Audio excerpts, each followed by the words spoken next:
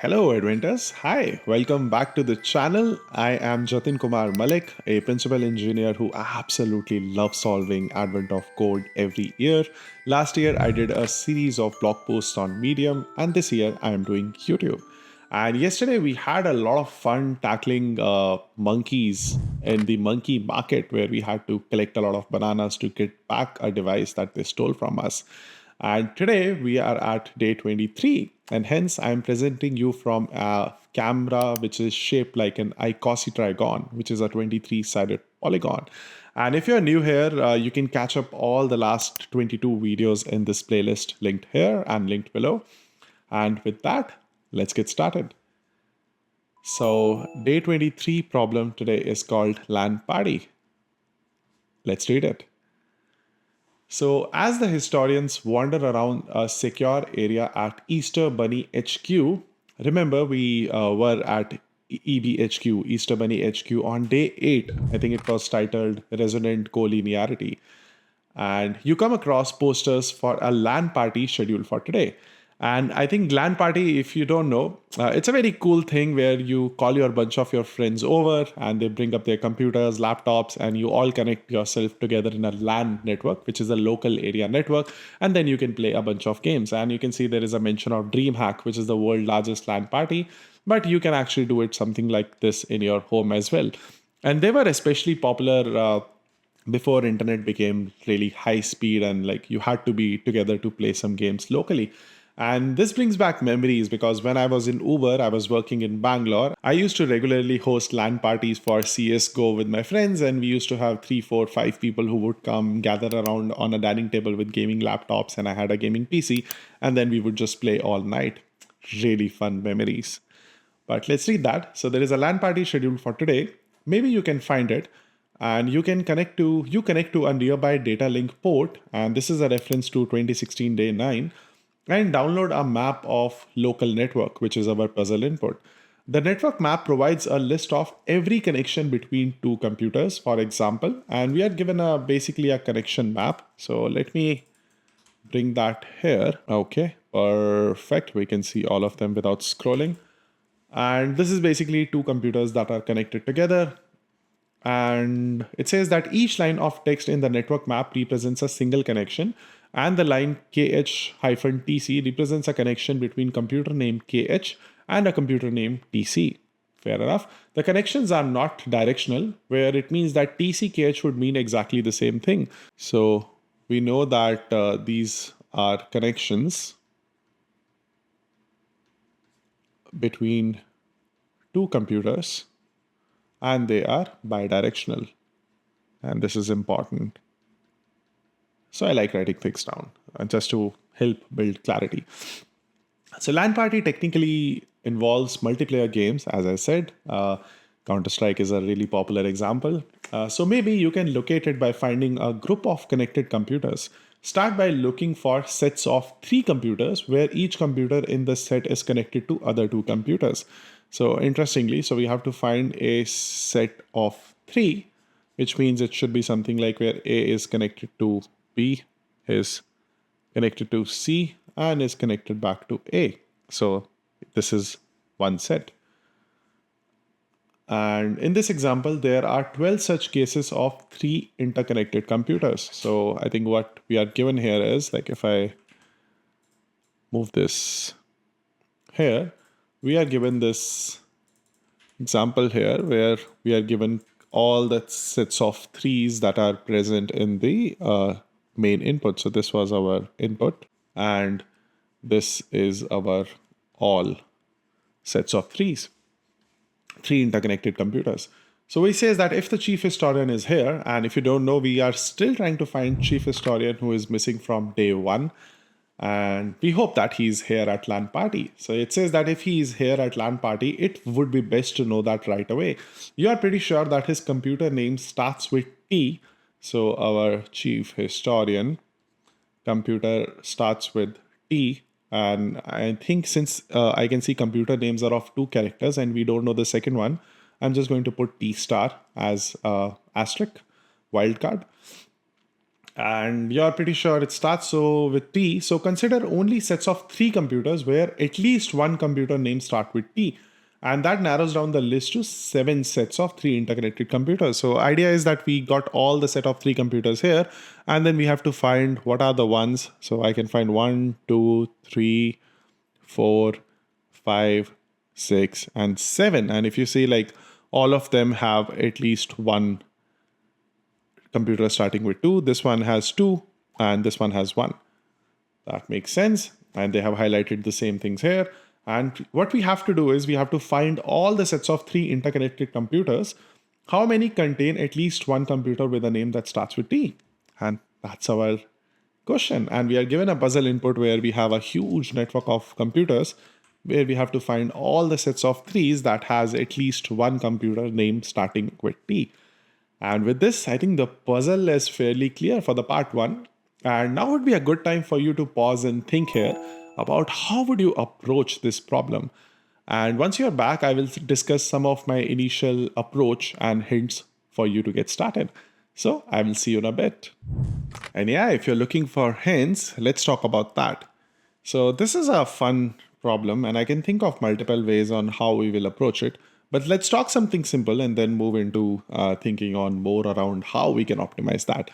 So I think one of the first things you have to understand is that how would you represent, and I think this is the common theme across all the days, like finding the most efficient data structure to represent these connections. So does something comes into your mind? Of course, I think we can naturally see that they are in form of a tuple. But what I'm thinking is that I would like to immediately find out like what are these computers connected to, all of them. So I can think of creating a dictionary or a hash map here where I can have a key comma value pair. And I would ideally like to flatten it. So I'm not collating anything right now, but I'm thinking about that. But for now, I'm thinking of a more flat representation where, let's say if we are given an example td comma yn, this one, I would store like td is to yn, but I will also store yn is to td. Because remember in our question, it mentioned that these connections are bidirectional.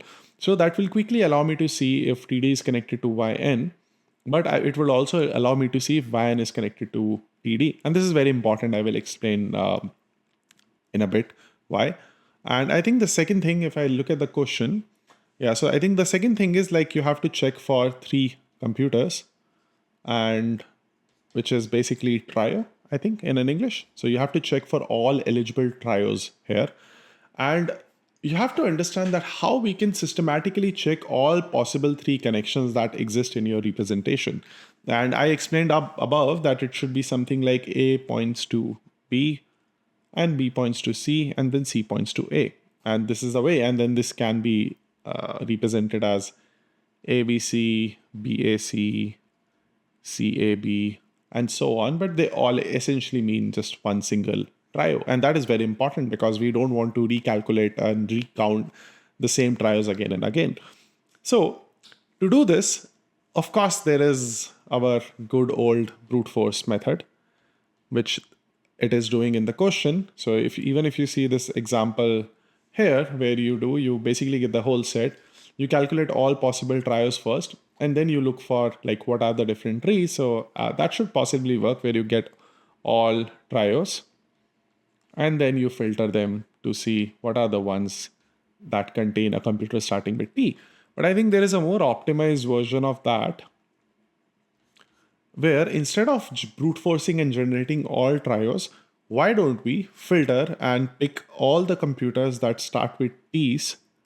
So I'll call that T's computers, and then try to find out if there exists a trio that will help you build this. So A, B, and C. And the benefit of doing that is that we can iterate through all the T computers.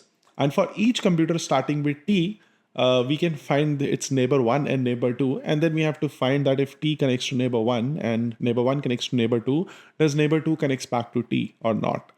And how would you do that? So there are multiple ways to doing that, but this is where this flattened dictionary that we created here would help us a lot. But in a way, you can think of this as it will create a graph where you will have a computer T that is starting with T, and you will join like what all it connects to. Let's say it connects to A, B, C, D. So this is the first level. I'm thinking more in terms of a tree or a graph. And then all you need to find out what all A connects to, what all B connects to, what all C connects to, and what all D connects to. So let's say this is continuing that E, F, G, H, I, J, K. And once you find this second level, to find a trio, all you need to do is you need to just validate that if this E, F, G, any of it connects to your original CT or not. So if they, again, you see like a CT here, which was our original route, which we are starting with, you have found a possible trio. And then since we have to just count the possible of all set of computers that has at least one T, what we can do is we can take this trio and we can put it in a set where, because we need to ensure that we are counting the unique trio. So A, B, C, and C, A, B, and B, A, C are same. And at the end of it, once we have run through all the computers that were starting with T in this network, and we have to look at both the sides. And as we are out, all we need to do is we need to check the length of this set, and that would be our answer. So this is how I am thinking. Maybe there is a even better way of doing this, but this seems fairly optimized because now instead of brute forcing all of the sample space, we are looking at our program's requirement where it wants us to find all the trios where at least one computer starts with T, and then we are directly just building all those trios. And yeah, with that, I think it's a good time for me and you to pause the video here and then go ahead and write some code and find our answer. So all the best. Hey, welcome back. And as you can see, we have received our first gold star. And now we are closer to finding the chief historian. And talking about my approach, I exactly did what I discussed in the hints, but I just made one change. Instead of flattening down this complete list, I followed the approach of creating an adjacency list, which means nothing but that I combined all the nodes that one node is connected to together. So looking at this as an example, let's say I picked one node called TC. So I created a simple list where I calculated like what all TC is connected to and maintained that in a list. So in this case, it's KH. And if I see WH, which is here, here, and so on. And then I picked another node like maybe DE and maintained like all the list of elements. So the adjacency list is very popular and is used often in graph theory questions to maintain a representation of a graph. And yeah, with that, we were able to write that. And then I optimized it to pick up all the nodes starting with T. And then looking at their adjacency list, I created all possible combinations of two pair because we were looking for a trio. And then on a second level check, I just made sure that our initial node is present. So they both are connected to each other. And then our node is connected back. And then that formed a valid trio. I maintained a set to ensure that we are not counting again and again. And then at the end, I just returned the length. And here is my function. It was fairly simple to write. And I hope you were also able to solve it in a pretty good runtime. But yeah, with that, let's go on and read part 2. Hey, if you're finding these walkthroughs helpful and are enjoying our coding adventure together, smash the subscribe button below and join this awesome community. And it's absolutely free. I have zero snake oil courses. I have absolutely nothing to sell it to you. And if you subscribe, you will basically get notified for every video that I make. And I have a few videos in pipeline where I want to share some deep insights from my 15-year-old long career. So it should probably be helpful and you might get to learn a thing or two. But yeah, with that, let's go back to the part 2. So part 2 says that there are still way too many results to go through them all. You will have to find the LAN party another way and go there yourself. And since it doesn't seem like any employees are around, you figured that they all must be at LAN party, of course. If that is true, the LAN party will be the largest set of computers that are connected to each other. That makes sense. Connected to each other. I think that is the keyword. That is that for each computer at a LAN party, that computer will have a connection to every other computer at a LAN party. Very interesting. I see where this is going. So let me make some space here. And it says that if we are given a computer network, the LAN party will be the largest network in our input, where each node would be interconnected to each other. And in the above example, the largest set of computers that are all connected to each other is made up of CODEKATA. And hey, I think it forms a word. Maybe that's not relevant. Code kata.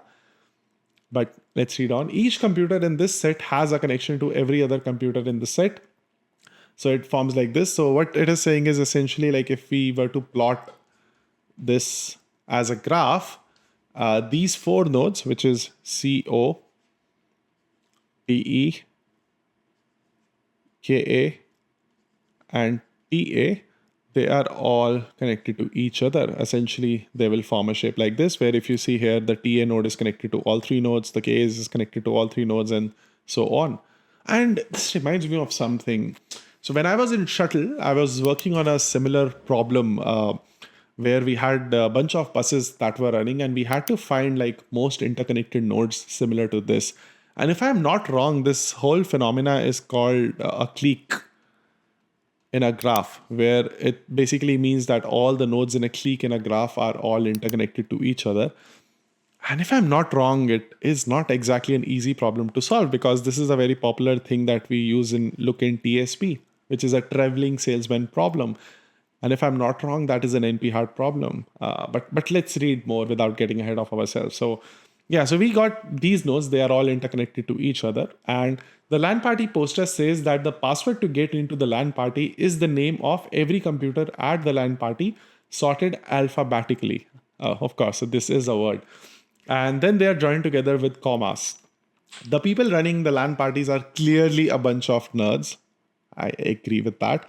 And in the example, the password would be CO, DE, KA, TA, which is code kata. And if you don't know, code kata is a very popular website. And yeah, I think it was probably this one, codewars.com. Yeah, where they had bunch of katas, and this was very interesting. This was like lead code, but more fun because the problems were more interesting and you could solve them in like bunch of different ways.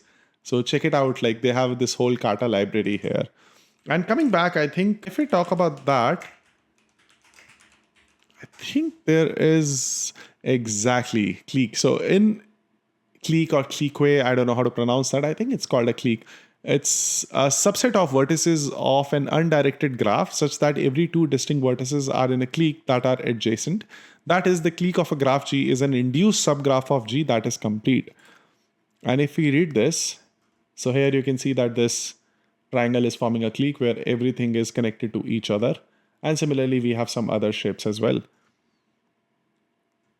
And if we read further,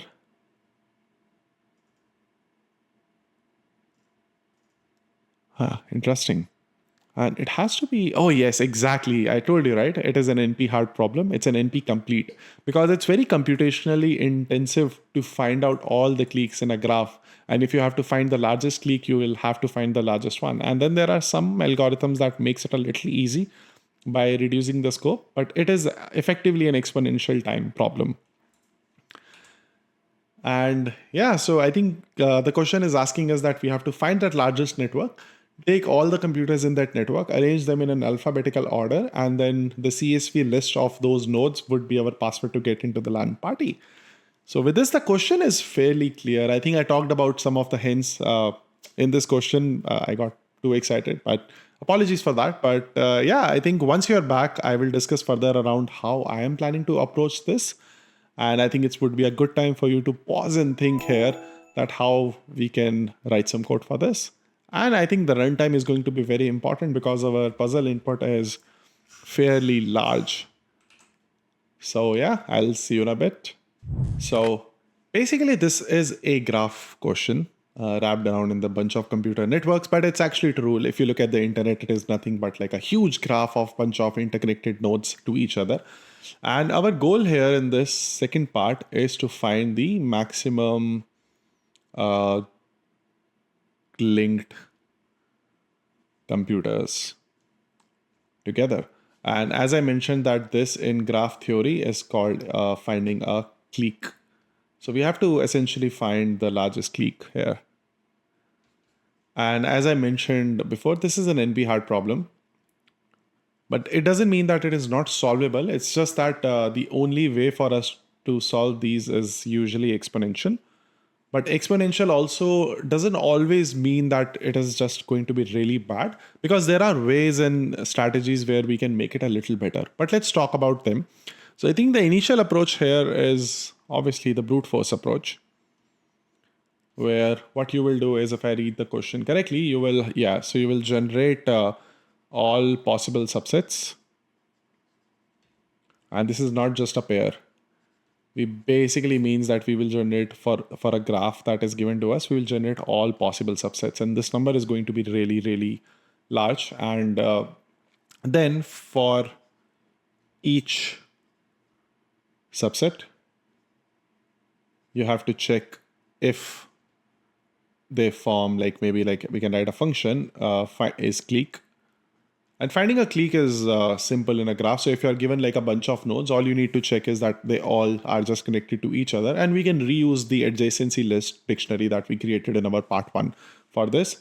But yeah, we will pass this our subset. And if we get back, we will try to see like max clique, if there is a maximum clique, is equal to whatever is the max clique, comma, if this one, the subset is there. So this is when when we go through all subsets, and for all subsets, we check if there is a clique, and then we try to see if this is one is the maximum. And once this is over, this will give us back. The complexity, the challenge here is the high time complexity, which is O2 raised to the power n into m, where n is the number of nodes and m will be the number of connections between the nodes, which makes it very infeasible for very large graphs. So I'm a little worried on trying this, because I think it is going to take a lot of time, but we may not have another option. But as always, I think the second approach where I think about is thinking in terms of heuristics. That can we think of some way where we can reduce the sample space to see if it qualifies for the maximum clique or not? And I think there are a bunch of possible ways, looking at our brute force approach, where I can just reduce the search space. And the idea here is that, yeah, so I think I have an idea where I think there are a couple of ideas that I have. So one idea is that as we are keeping a track of my max clique, once I found my first clique, I can keep a track of its length. And then in my brute force function, when I'm checking these subsets, I can just do an early return if the number of nodes in my subset is less than the max clique I have found till now. That means that I can do some kind of, this is called pruning. If you think of your sample space as a huge tree, I can pre-check that if I need to go down this path or not. Because if, let's say, I have already found a clique of size of 10 nodes, and for all possible subsets here, if I'm landing with a subset of 8 nodes, even if they are all interconnected together, that doesn't help me because I already have a bigger clique than that. And I think that's what we can improve. It will be significantly efficient, more efficient than brute force for the average case. The problem is, for the worst case, this will always point to have like same complexity, which is 2 raised to the power n into m, where we will probably end up seeing all of them. And I think the third approach that I can think of looking at this is if we can do some kind of a backtracking. And I'm just taking a guess here. I don't exactly know the answer. So probably I think in the retro, we would know for sure what worked. But in backtracking, what we can do is we can probably explore potential cliques. So the cliques, I think one of the interesting property. So I want you to do a thought experiment with me. Let's assume that we have these bunch of computers, F, G, H. And this is, let's assume for now that this is our answer, which means that this is the maximum clique or the subconnected subnetwork, subgraph that we can find. So essentially, if I am looking at some of my sub problems, and if I find, let's say, let me draw a square here, if I find out like this would mean that my A is connected to B is connected to F, this is connected to E, and then they are connected to each other, which is like my sub clique of my max clique. But now, if I can recursively take this and recursively check for more elements, so let's say if there is J here, and if I can recursively check that if I add J to this graph, would this still be a clique or not? I can qualify and disqualify some of the candidates. And in this way, I can try to expand my clique like this, because if you think about it, the property of this, the sub problem here, I think it is very similar to one of the questions where we, in the DP, where we found a sub problem and then we just increased it and checked for all possible combinations. And the sub problem here is this function which is checking for clique. Where did I write that? Here, where we are checking if this is clique or not. And then we have to qualify for all possible different nodes. And the idea here is that if I find even one pair that initially was a clique together, and if that pair belongs to my maximum clique, I can, using this style, I can quickly increase the influence of my graph and see that if this is going to form my maximum clique or not. And we can combine this method with the early returns to do that. And in this example, so let's say if I had A, B, E, F, which was a clique. If I add a node C, I need to check that if B has a connection to C, A has a connection to C, F has a connection to C, and then my E has a connection to C. And now this is a clique. And then I can introduce, let's say, G to this mix and see if C has a connection to G, B has a connection to G, F has a connection to G, E has a connection to G, and my A has a connection to G. And this is still a clique. And by doing this, I think I can go through each and every computer that was present there and qualify for a clique. And then once I stop getting any more connections, I can put that and I can point that it looks like this is our maximum clique right now. And then moving on, take some other nodes and try to find the same thing. And here, I think to make this process faster, we can do some kind of a parallelization where I think I can start a bunch of threads because they are not dependent on each other. So we can create multiple copies of these graphs and then we can pass it to multiple threads to pick some nodes to do the backtracking. And initially, maybe we can start from two ends, or we can do like a middle out where we start from middle and then go on both sides and try to find like what forms a maximum clique. And I think this approach has a lot of potential, and probably I'm going to read a bit more. My graph theory is a bit rusty, but I'm sure they call this algorithm something. And if I find it, I'm going to link it somewhere here. But yeah, I think this seems like my hero approach to try and see if we can get the answer for part 2. And yeah, I think you should also pause the video here, think about the problem and see like out of all these hints we discuss, what resonates with you the most, and then give it a go. And once we are back, I'm going to discuss how we did in the retro. So all the best. And hey, welcome back. As you can see, we have solved the part 2 and received another gold star. And let me discuss how I did this. And I think this was exactly the right approach. And I'm so happy that my 6-year-old job experience where I was working in shuttle really helped me solve this problem. And this is what is most fascinating about as you build tenure in software engineering, you tend to see so many problems in so many different domains that you tend to pick up some knowledge and you keep storing it in your head. And at times like this, when you face a problem that you have seen before, you at least have a hint of idea where to look for. And this is called building context. And this is very interesting aspect and why senior engineers are very valuable, where they have a lot of context by working like over the years in different problem domains. But let me explain how I did this. So I think I was correct. I did some research here because I had an idea around that this is a graph question where we have to find the maximum clique, as I explained above. I looked into what are some of the possible algorithms to solve it. And then I found this really interesting algorithm called Braun-Kerbosch algorithm. Sorry if I'm butchering that.